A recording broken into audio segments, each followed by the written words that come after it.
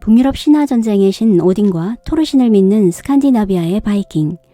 그들은 죽음을 두려워하지 않는 강력한 전투력과 뛰어난 항해술, 그리고 용머리 장식의 독특한 롱십이란 배를 타고 전 유럽은 물론 지중해와 북아프리카까지 진출하여 바이킹 식민지를 건설했는데요. 그들이 활발히 활동했던 8세기 말부터 11세기 말까지 약 300여 년 동안 유럽을 공포 속에 몰아넣은 시기를 바이킹 시대라 하죠. 바이킹이라 하면 흔히들 약탈자나 해적이란 이미지만을 떠올리기 쉬운데요. 이들의 활동은 평범한 해적과는 달랐습니다. 그들은 다른 나라에 침입해 그곳에 자신들의 도시를 건설하고 통치까지 하면서 지금의 북유럽 국가들의 뿌리가 된 존재들이기도 했죠. 초기 바이킹들은 치고 빠지는 전술, 히트앤드런으로 약탈만을 일삼다가 시간이 갈수록 정복의 야욕을 드러내기 시작했던 것인데요. 11세기 초 크누트 대왕이 등장하면서 북유럽과 잉글랜드를 아우르는 북해 제국을 건설하며 최고 전성기를 맞이하기도 합니다. 단순히 약탈만 일삼는 해적과는 다른 바이킹. 그들은 어떤 삶을 살았을까요? 오늘날의 덴마크, 노르웨이, 스웨덴 지역인 스칸디나비아 반도를 중심으로 활약했던 바이킹은 북게르만계, 고대 노르드인을 통칭하는데요. 북방에서 온 사람이란 뜻인 노르드인들이 이후 유럽인들에게 의해 바이킹이라 불려지는데 이는 침략과 약탈자의 의미였죠. 바이킹 중에서도 오늘날 영국의 앵글로 색슨 왕국을 침략한 덴마크 바이킹을 데인족, 프랑스 노르망디에 정착한 바이킹을 노르만족, 그리고 러시아 대륙으로 진출한 스웨덴 출신 바이킹은 루스족이라 불렀는데 이 세 부족이 바이킹들을 대표할 수 있습니다. 고대 스칸디나비아 반도는 살인적인 추위로 인해 세계적으로도 인류가 늦게 뿌리내린 지역들 중 하나였죠. 두터운 빙하에 덮인 땅 때문에 인간이 살 수 없는 불모지에 가까웠는데요. 빙하기 시대가 끝나고 푸른 초원이 나타나면서 곳곳에서 사냥과 농사를 짓는 사람들이 서서히 나타났죠. 시간이 흘러 이들에게 철기 시대가 도래하면서 극적인 변화가 찾아오는데요. 오랜 기간 스칸디나비아 일대에 머물렀던 사람들이 철기라는 강력한 무기를 가지게 되면서 살기 좋은 곳을 찾아 서서히 남하하기 시작했던 것입니다. 기원전 1년경에는 로마 제국 국경 바로 위까지 접근했는데요. 로마인들은 야만스럽지만 덩치 크고 싸움에 능한 이들을 게르만족이라 불렀죠. 이때 로마의 선진 문화가 게르만족을 통해 스칸디나비아로 퍼지면서 북유럽 문화가 크게 발전하는 계기가 됩니다. 게르만족과 로마는 주로 라인강과 도나우강에 이르는 넓은 지대를 국경으로 마주하고 크고 작은 전투가 벌어지기도 했는데요.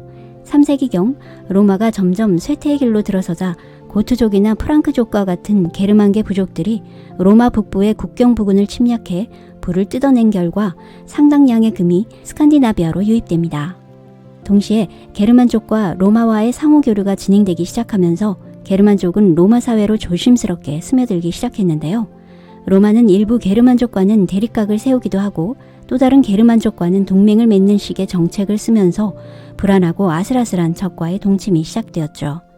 그러나 4세기경 동쪽에서 온 훈족의 등장으로 촉발된 게르만족 대이동으로 서로마 제국은 게르만족에 의해 멸망당하는 세계사적 사건이 발발하는데요.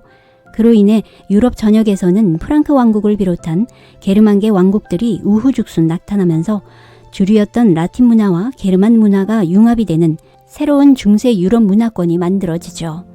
한편 이러한 대격변의 물결을 타지 못하고 스칸디나비아 반도에 남아있었던 북게르만족, 바로 이들이 8세기 말 바이킹 시대를 여는 주인공들이었습니다. 바이킹에 대한 기록은 동양의 흉노나 훈족 등 유목민족의 역사와 닮은 부분이 있습니다. 역사와 생활사에 대한 기록이 부족해서 상당 부분 추정한 추론들이 많고 남아있는 기록 역시 침략당한 영국과 프랑스 입장에서 쓰여져 바이킹에 대해 무지하고 야만스러운 부분이 부각되기도 하는데요. 사실 이들도 다양한 의견을 나누고 토론하는 의회 제도도 가지고 있어 선진화된 단면도 볼 수 있습니다. 귀족층과 자유민이 함께 참여한 마을 공동체 회의라 볼 수 있는 싱은 오늘날 의회의 토대라 할 수 있죠.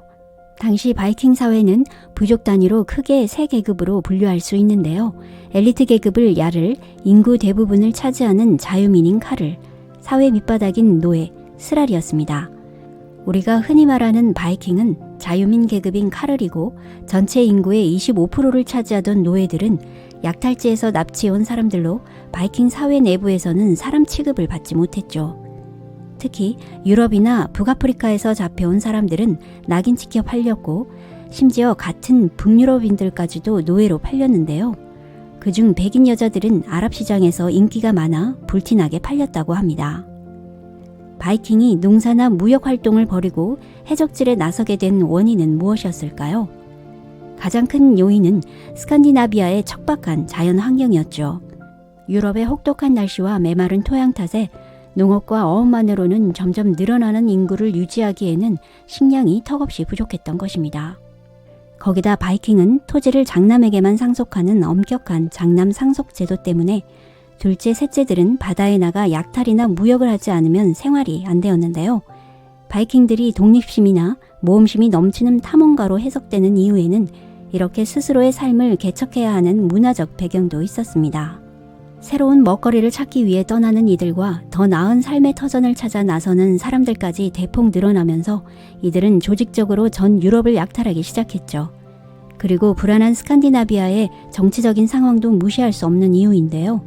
덴마크와 노르웨이, 스웨덴에 거주하는 바이킹 부족들 중 강력한 왕들이 등장해 권력이 집중되고 다른 부족들을 억압하기 시작했는데 힘싸움에서 밀려난 부족장들은 해외로 눈을 돌려 잉글랜드나 서유럽 등을 약탈하는 전략을 택할 수밖에 없었습니다. 잠시 어담으로 바이킹으로부터 온 재미있는 문화 하나가 바로 뷔페 문화인데요. 전투에서 이기거나 약탈에 성공했을 때 화려한 축하연을 열면서 여러 음식들을 늘어놓고 먹고 싶은 만큼 덜어먹는 습관이 있었다고 하는데요. 이러한 음식 문화는 프랑스 지역까지 퍼졌고 오늘날 뷔페 음식으로 발전되었던 것입니다. 바이킹은 오래전부터 장거리 항해에 적합한 배를 만들어 탁월한 조선 기술과 뛰어난 항해소를 이용해 북대서양을 가로질러 오늘날의 아메리카 대륙까지 탐험을 멈추지 않았습니다. 이러한 해외 진출은 9세기 노르웨이 왕 금발의 하랄이 작은 왕국으로 흩어진 노르웨이를 통합하는 과정에서 일어나는데요. 복속한 지역의 수장들을 무력으로 제거하려 하자 수장들이 자신의 세력을 이끌고 피신하면서부터 자연스럽게 모험길로 나서게 됩니다. 그중 노르웨이에서 도망쳐 나온 일부 바이킹들 중 일명 붉은머리 에릭이 아이슬란드에 정착지를 세우고 남쪽으로 항해하여 푸르른 땅 그린란드까지 발견했죠. 흔히 아메리카 대륙을 발견한 인물로 크리스토퍼 콜럼버스를 떠올리는데요. 사실 그보다 약 500년 앞서 최초로 대륙을 발견한 사람은 바로 붉은머리 에릭의 아들 레이프 에릭손이었습니다. 그는 그린란드로 향하던 중 우연히 표류하다가 오늘날의 캐나다 뉴펀들랜드에 상륙하면서 북아메리카 대륙을 발견했죠. 이후 여러 탐험가들이 계속해서 북미 대륙에 연달아 상륙하면서 바이킹들의 활동 범위는 그린란드를 넘어 캐나다 최북단의 섬까지 확장되었는데요. 특히 캐나다에는 짧게나마 최초의 바이킹 도시가 지어지기도 했는데 그들은 그곳을 빌란드라고 불렀죠. 아메리카 원주민들과 교역을 하기도 했지만 툭하면 부딪히는 경우가 많아 서로 적대적인 관계가 되면서 도저히 살 땅이 못 된다고 판단한 그들은 꿈을 접고 그린란드로 철수합니다. 척박한 자연 환경에서 살아내야 했던 생존력과 타고난 탐험 정신으로 먼 바다로 진출했던 바이킹들. 빙산과 얼음 조각들에 부딪히기도 한 험난한 항해였지만 멈추지 않는 도전 정신의 강인한 기질로 레이프가 새로운 땅을 발견한 것처럼 그렇게 탐험에 성공할 수 있었습니다. 바이킹들은 지금의 영국과 프랑스 그리고 러시아 대륙의 진출로 가장 큰 성과를 올리며 유럽 역사에도 많은 영향을 주었다고 할 수 있는데요. 특히 잉글랜드의 경우는 7왕국으로 분열되어 있던 시기라 허술한 방비 체계로 바이킹의 좋은 먹잇감이 된 브리튼 섬은 최우선으로 공격의 타겟이 됩니다. 앵글로 색슨 연대기에 따르면 린디스반 수도원 약탈 사건은 300년 동안 지속된 바이킹 시대의 서막을 열게 된 첫 번째 사건이었죠. 793년 바이킹들은 세 척의 함선을 이끌고 7왕국 중 하나인 노선브리아 왕국의 린디스반 수도원에 침입해 무차별적으로 파괴하고 보물을 약탈했는데요. 수도자들을 닥치는 대로 학살하거나 납치해 노예시장에 팔아넘겼습니다. 바이킹의 목적은 오로지 약탈뿐이어서 기독교의 성소가 어떻게 되든 관심 없었죠. 교회나 수도원에 있는 황금으로 된 십자가나 보물들을 닥치는 대로 약탈해 피해가 막심했습니다. 린지스판 수도원은 일반 수도원과는 다른 잉글랜드에서 가장 특별하고 성스러운 곳이었기에 그만큼 기독교인들에게 큰 상처가 되었는데요. 이 사건으로 천여 년 동안 기독교인들에게 분노의 앙금이 남아있었고 바이킹을 악마의 화신으로 부정했습니다. 9세기에 들어서면서 덴마크 지역의 바이킹 대인족들은 잉글랜드 본토를 침공하고 국토의 대부분을 차지해 이곳을 데인로라 불렀는데 이는 바이킹의 법과 관습의 지배를 받는 지역이라는 뜻이었죠. 한편 동유럽 러시아 대륙으로 진출한 바이킹들은 어떠했을까요? 일부 스웨덴 지역의 바이킹들 역시 약탈과 파괴를 일삼으며 발트해를 건너 대륙까지 들어가 곳곳에 무역기지를 세웠는데요. 특히 그곳에 살고 있던 원주민인 슬라브인들을 대거 노예로 잡아들입니다. 우리가 슬라브라고 알고 있는 노예라는 영어 단어가 당시 바이킹들이 잡아간 슬라브족에서 유래되었다고 하는데요. 슬라브족들은 러시아 대륙으로 진출한 스웨덴 출신 바이킹들을 루스라 부르며 크게 두려워했죠. 스웨덴 바이킹의 전설적인 지도자 류리크는 기존 슬라브족들을 통합해 오늘날 러시아의 기원이 되는 루스 카강국을 건설합니다. 마지막으로 9세기 말 본격적으로 유럽 대륙으로 진출해서 서프랑크 왕국, 지금의 프랑스 파리를 침공하는 노르만 바이킹이 등장하는데요. 그들은 700여 척의 배에 바이킹 전사 4만여 명을 싣고 생강을 거슬러 올라가 파리를 진격하고 비옥한 내륙 지역을 약탈할 계획이었죠. 서프랑크 왕국의 군사들과 시민들은 파리를 방어하기 위해 강력히 저항했지만 바이킹들은 아예 생강 부근에 장기적으로 공격할 준비를 하기 위해 자리를 잡았는데요. 포위가 1년쯤 되었을 무렵이었습니다.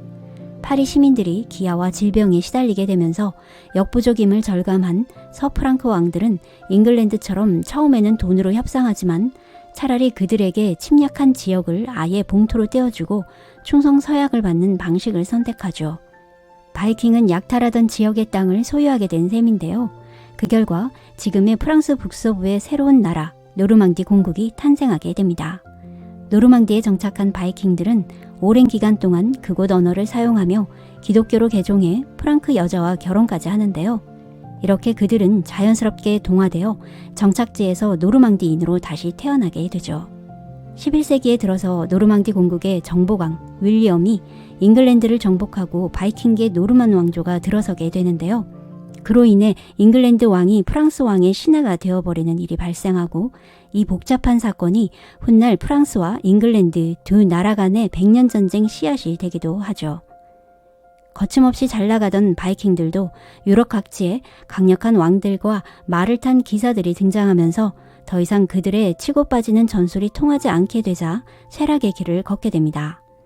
거기다 많은 바이킹들이 아예 침략한 곳에 정착해 그곳의 문화, 종교, 언어를 받아들이며 현지인들과 동화되어 침략해오는 다른 후발 바이킹들을 쫓아내 약탈이 힘들어지는데요.